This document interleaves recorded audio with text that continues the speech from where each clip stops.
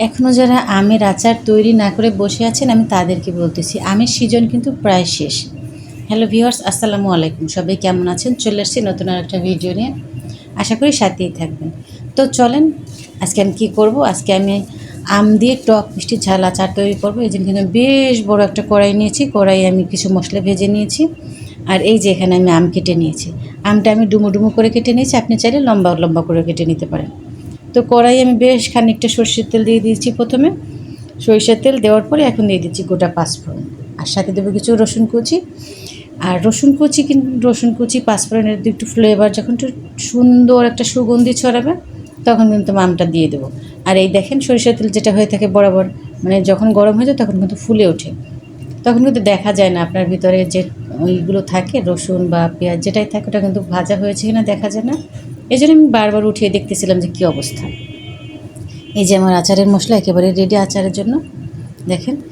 তো আমি কিন্তু আমগুলো কড়াইয়ে দিয়ে দিয়েছি, এখন দিয়ে দিচ্ছি গোটা গরম মশলা, এই তেজপাতা, দারুচিনি। আমি এলাচ দিই না, কারণ কি এলাচটা অনেক সময় মুখে পড়লে বিরক্ত লাগে অনেকের। এই জন্য আমি যে আচারটা তৈরি করি তখন কিন্তু আমি মশলাটার সাথে আমি কিন্তু এলাচটা দিয়ে দিচ্ছি হলুদের গুঁড়ো আর সামান্য একটু মরিচের গুঁড়ো। আমি যেহেতু টক ঝাল মিষ্টি আচার তৈরি করব, এখন কিন্তু কোনো কাজ নেই, এখন শুধু তেলের সাথে ভেজে নিতে হবে। কিছুটা সময় ভেজে নেওয়ার পরে দেখেন আচারটা কিন্তু মানে আমটা গলে গেছে। যে তেলটা আমি দিছি সেই তেলটা কিন্তু হারিয়ে গেছে। আপনার আচারটা বানাইতে হবে ধৈর্য সহকারে, আবার ওই তেলটা যখন পুনরায় ফিরে আসবে তখনই আপনার আচারটা রেডি হয়ে যাবে।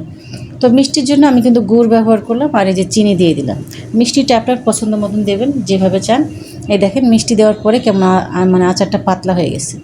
এখন দিয়ে দিচ্ছি আমি সরিষা গুঁড়া। আমি আচারের মশলা যেটা আপনাদেরকে দেখালাম এটা দিয়ে যদি আপনার আচার তৈরি করেন, যে কেউ আপনার আচারের ফ্যান হয়ে যাবে। আমি মশলাটা ব্যবহার করছি গোটা গরম মশলা, ধনিয়া, জিরা, শাহি জিরা, তারপরে হচ্ছে আপনার জয়ফল, জয়ত্রী, এরপরে আস্ত ধনিয়া, আস্ত জিরা, তা কালো জিরা, তারপর হচ্ছে মৌরি, এর সাথে ছিল পাঁচফোড়ন, তেজপাতা, শুকনো মরিচ। এগুলো যে শুকনো খোলায় ভেজে আমি গুঁড়ো করে নিয়েছি। এটা যে কি স্ট্রং একটা ফ্লেভার, না বানালে বুঝতে পারবেন না। আর এর আচারের স্বাদটা বহুগুণে বাড়িয়ে দেয়। এখন থেকে আস্তে আস্তে আমি নেড়ে চেড়ে নিচ্ছি, আর কিন্তু শুকিয়ে গেছে দেখেন।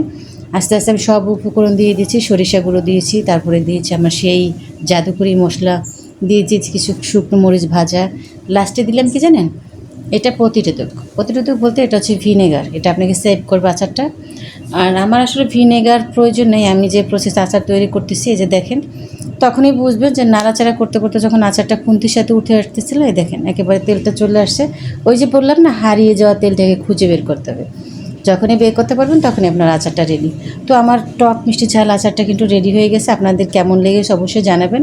আর এখনও যারা আচার তৈরি করেন এই প্রসেসে এই মশলা দিয়ে আচার তৈরি করে খাবেন, ফ্রিজে রাখতে হবে না, সারা বছর বাইরে রেখে খাবেন, ইনশাল্লাহ ভালো থাকবে।